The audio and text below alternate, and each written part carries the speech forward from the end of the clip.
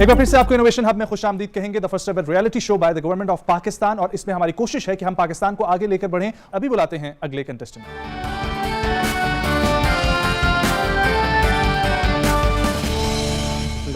अस्सलाम वालेकुम, मेरा नाम मोहम्मद अली इनायत है और मैं तकरीबन 16 साल से साइबर सिक्योरिटी रिस्क और गवर्नेंस की फील्ड में काम कर रहा हूँ।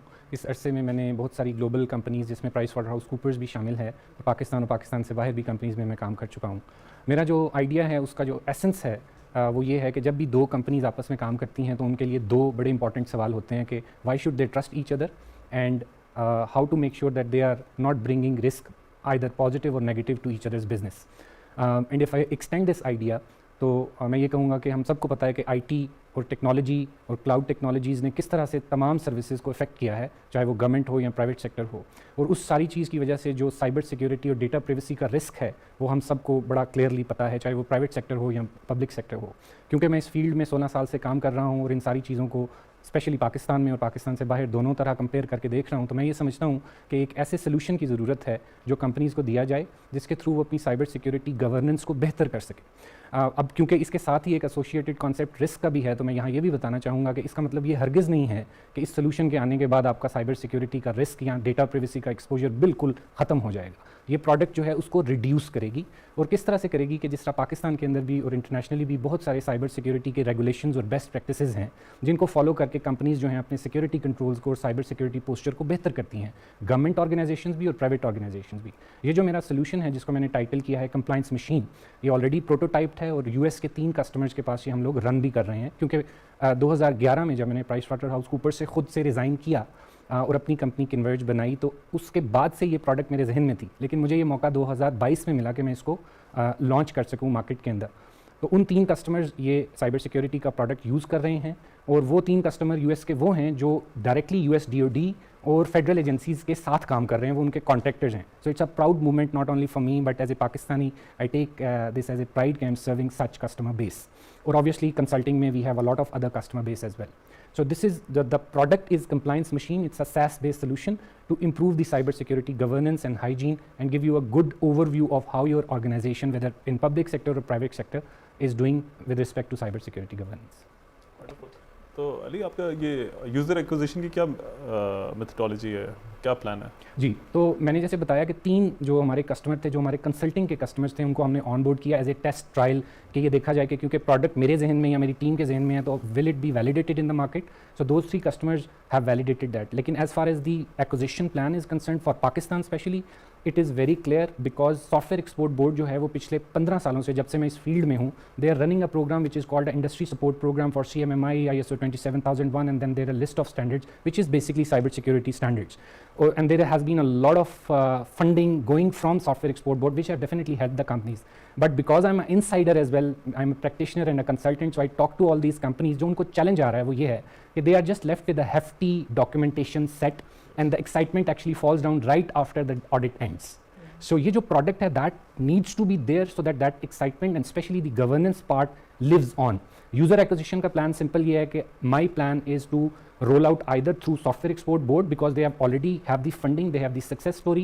That is one. But my plan B is also there. That plan B is that for Pakistani market, I will launch it as a SaaS-based solution.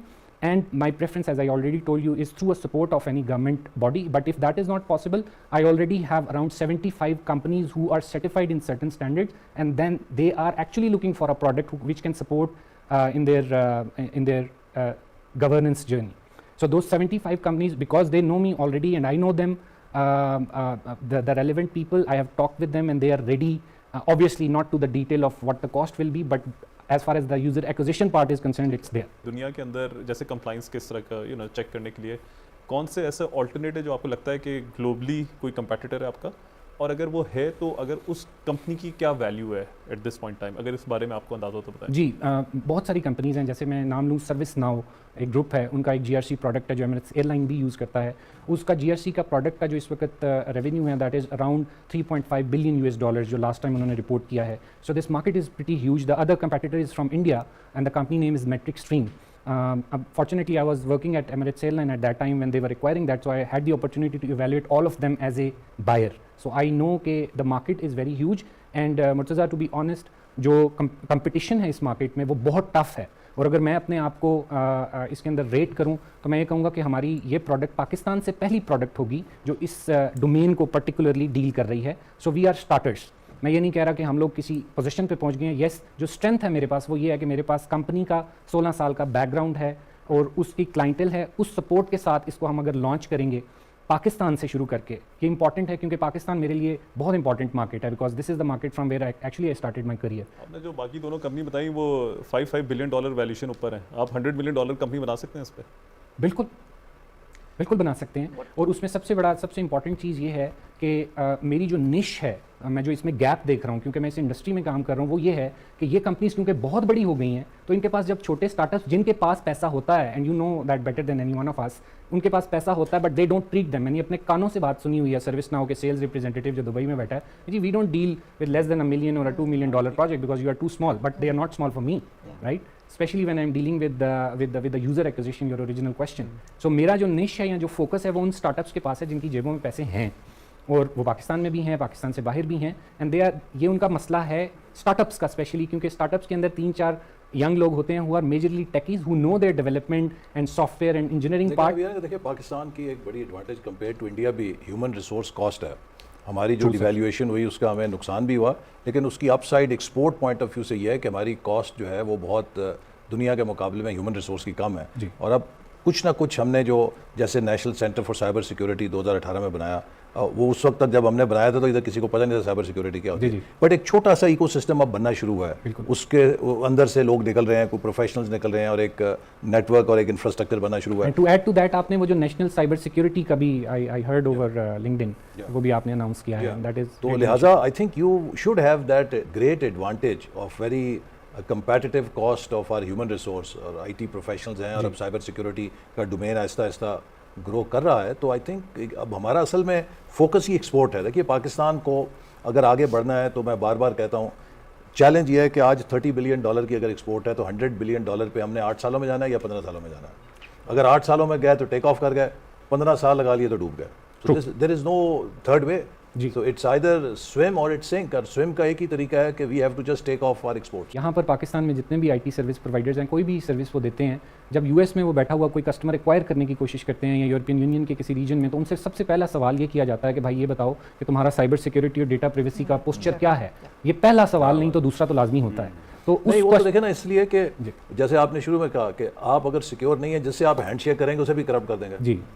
तो लिहाजा उनके लिए तो बड़ा ज़रूरी है कि वो जैसे कोविड के दौरान हम कहते थे कि साबुन से हाथ धो के हाथ मिलाएं ताकि एक की इन्फेक्शन दूसरे को ना लगे. ऐसे ही तो इसी तरह जो साइबर सिक्योरिटी प्रोटोकॉल है वो भी यही है कि जब दो ऑर्गेनाइजेशंस आपस में इंगेज करती हैं और एक प्रोटेक्टेड नहीं है तो वो दूसरे को इन्फेक्शन लगा देगी. That's true.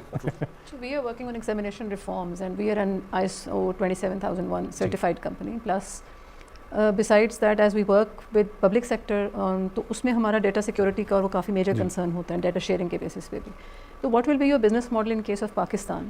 Internationally तो you will be getting better revenue also. देखिए पाकिस्तान में इस डोमेन के अंदर this is taken as a support domain, क्योंकि कोई भी ऐसी चीज़ जिसमें CEO को या बायर को ये लगता है कि it will not directly help in revenue generation, तो दे स्पेंड लेस मनी. सो मेरा इसमें जो पिच होता है CEO को वो ये होता है कि because you will get certified on certain standards, your ability to sell will increase and I can show you with data.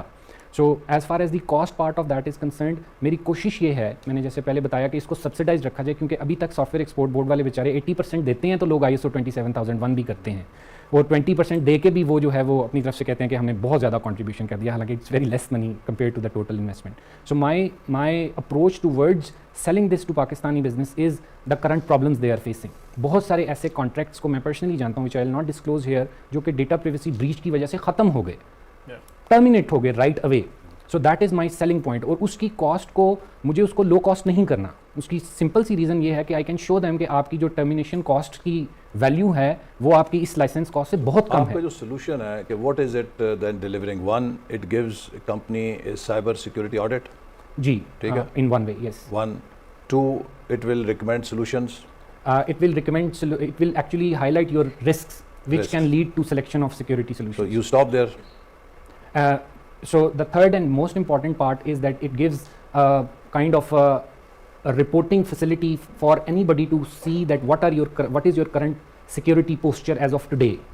That is the ability of that. So इस प्रोडक्ट को हम लोग कहते हैं कि ये थर्ड लाइन ऑफ डिफेंस है. यानी फर्स्ट लाइन ऑफ डिफेंस की जो प्रोडक्ट्स होती हैं साइबर सिक्योरिटी की, वो टैक्टिकल होती हैं कि अटैक हुआ, अब क्या करना है, उसको डील कैसे करना है. सेकंड लेवल के ऊपर आपकी सपोर्ट होती है, उसको रेमिडिएट किया जाता है. ये जो मेरी प्रोडक्ट है, it sits on the third level of defence, जहाँ पे आप एक गवर्नेंस और पॉलिसी मैकेनिज्म बनाते हैं ताकि ये जो फर्स्ट लेवल 2 लेवल्स हैं ये ऑपरेट कर सकें और आप प्रोएक्टिवली काम कर सकें. So basically this product, if I have to summarize it in one line, this is a risk based approach to your cyber security posture. जजेस इनकी आखिरी स्टेटमेंट के अलावा सब यस. क्योंकि if you build a product then you need to develop that product company and take it globally, right? Yeah. So ये condition होगी funding के अंदर, अदरवाइज इट्स अ यस. बिल्कुल सही, बिल्कुल सही. Likewise. I accept that graciously. Murtaza. Ji Likewise. बिल्कुल. Yes. Yes, I guess. चलिए जी, but with one condition Sir, कि आप ये बताएं कि 5 साल के बाद what will be your export earning for Pakistan. I estimate it at around $1 million. And After 5 years. after 5 years Yes. and 10 years 10 years, so I think in compound. So I would like to double it in every 3 years rather than 5 years, because that's how the product will progress. but that's आपको कम से कम 20-30 million dollar company तो बनना चाहिए. I can try, but as far as because I have done my math, but optimistically, what I can see is that if I am starting from Pakistan, in 5 years, if I'm a $10 million company, it's a big achievement. $10 million. I thought you said 1 million. 1 million, sorry. 1 million is very small. No, I said 10 million. $10 million. Okay, I'm sorry. देखिए, you need to really think big, Yes. because $10 million, I think that sort of a product, क्योंकि obviously अगर आप अच्छी user acquisition के ऊपर जाओगे, right, तो you can grow it to a bigger company, and obviously अगर आपका एक product चलता है तो फिर आप और चीजें add करते हैं, That is upgrade extendable करते हैं, product. Yeah, right? you are right. So focus on that. think big. Yeah, think big. I agree. चलें, आपको मुबारक हो. Thank you everyone. Thank you. Wish you best. Thank you very much, sir.